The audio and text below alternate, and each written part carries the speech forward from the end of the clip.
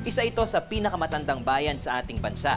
At ito rin ang isa sa mga bayan na maraming kwento ng pinagmulan. Ako po si Kuya Ep at samahan ninyo akong balikan ang mga kwentong kanto ng San Mateo. Yan ang pero ang nasubukan para government.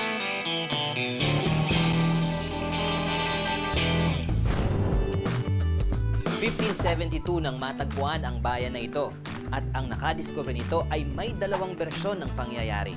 Sinabi kasi ni Father Gaspar sa kanyang libro na Conquistas de las Islas Filipinas na ang mga Agustinian priest ang unang nakatagpo sa lugar na ito noong 1572. Pero iba naman ang apila ni Miguel Lopez de Legazpi. Ayon sa kanya, ang pamangkin niyang si Juan de Salcedo ang nakadiskubre sa bayan ng San Mateo. According sa ibang accounts, sinasabing 2 years bago siya pumuntang Manila mula Cebu, ay ipinadala na ni Legazpi si Salcedo kasama ang 150 soldiers upang maghanda para sa inauguration ng City of Manila noong June 25, 1571. Kaya naman confident si Legazpi na si Juan de Salcedo ang unang nakadiskubre nito bago pa man naganap ang inaugurasyon sa Maynila. Magkakaiba man ang kanilang mga kwento, ay pinaniniwalaan ng mga tao nito na ang San Mateo ay nadiskubre sometime in 1571. At una silang nagkaroon ng church noong 1596. Ngunit kinoconsider pa rin nila na maaaring 1572 ay na-set up na ang Parish of San Mateo. Ayon sa isang certain Father Cavada, Agustinian priest, ang unang chapel sa bansa ay itinayo noong 1596 sa southern part ng present poblasyon of San Mateo, na nooy parte lamang ng baryo ng Tondo.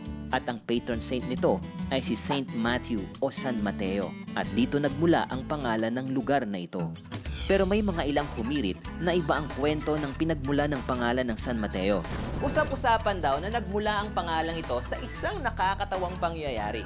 When the Spaniards made an investigation of Manila's vicinity, napadpad sila sa lugar ng San Mateo.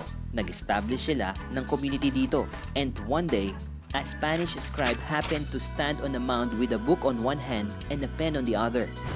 Ang kanyang statue-like na pose na ito ay pinagtawanan ng kanyang kasamahan at sinabing para siyang si Saint Matthew sa pose niya.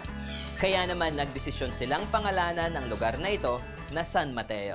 Isang account naman na nagsabi na ang municipality ng San Mateo ay tinawag na ganon dahil sa geographical resemblance nito sa isang bayan sa Spain na kapareho rin ng pangalan.